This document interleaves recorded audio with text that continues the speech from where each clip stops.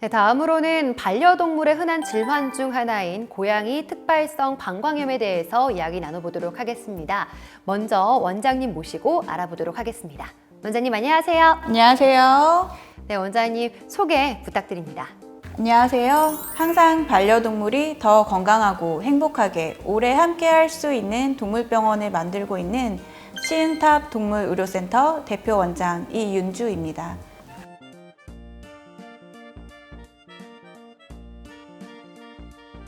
네, 원장님 반갑습니다.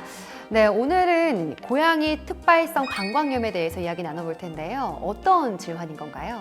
고양이 특발성 방광염은 고양이의 방광과 요도에 영향을 줄 수 있는 질병의 포괄적인 표현입니다.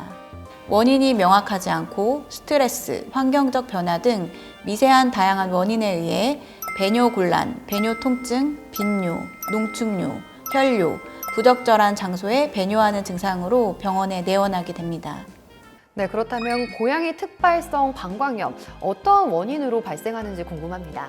네, 사람의 경우에는 대장균, 포도상구균 등 세균이나 곰팡이가 방광에 침입해 염증을 일으키는 것이 주요 원인입니다.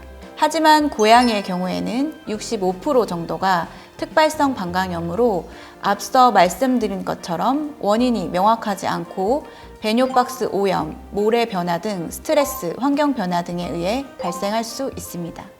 보통 2에서 6년령 사이에 발생하며 비만, 운동 부족, 실내 배뇨, 외부로의 제한된 통로, 음수량 부족 등이 원인이 될 수 있습니다.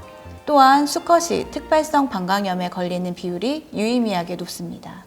네, 이 고양이 특발성 방광염에는 어떤 증상들이 나타나나요? 가장 대표적인 증상은 화장실에 가는 횟수가 많아진다는 것입니다. 또한 배뇨 자세를 취하긴 하지만 좀처럼 소변을 보지 못하게 된다는 것입니다. 화장실에서 고통스럽게 울기도 하며 혈뇨를 보기도 합니다. 증상이 심할 경우 보호자가 허리와 배 근처를 만지려고 할 때 피하거나 공격하는 경우도 있습니다. 네, 그렇다면 고양이 특발성 방광염 어떻게 치료하는지도 궁금합니다. 방사선 검사, 혈액 검사, 요검사, 초음파 검사를 통해 방광염이 유발된 원인을 찾고 그 원인에 따라 치료를 진행하게 됩니다. 방광결석, 해부학적 결함, 종양, 행동학적 스트레스 요인 개선, 이런 경우가 아닌 경우라고 하면 특발성 방광염으로 진단을 내리게 되고 방광세척, 배뇨 촉진, 진통제, 스트레스 완화제 등을 처방할 수 있습니다.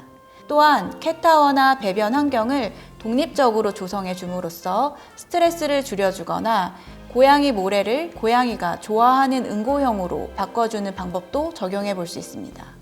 네, 그러면 이 고양이 특발성 방광염은 어떻게 관리하면 좋을까요? 네, 원인은 알기는 어렵지만 예방은 할 수 있습니다.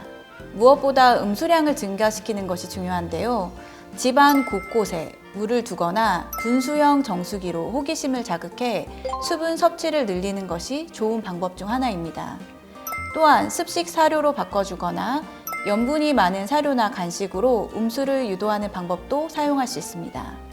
특발성 방광염의 경우에는 특히 화장실과 스트레스 관리에 신경을 써야 합니다.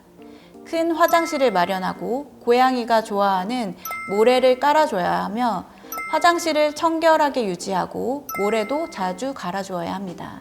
또한 고양이가 스트레스 받는 요인을 최대한 줄여주는 것도 중요한데요. 여러 마리의 고양이가 있을 때는 서열에 따라 화장실을 편하게 가지 못하는 경우도 있으므로 때에 따라 고양이를 분리해 주셔야 할 경우도 있습니다.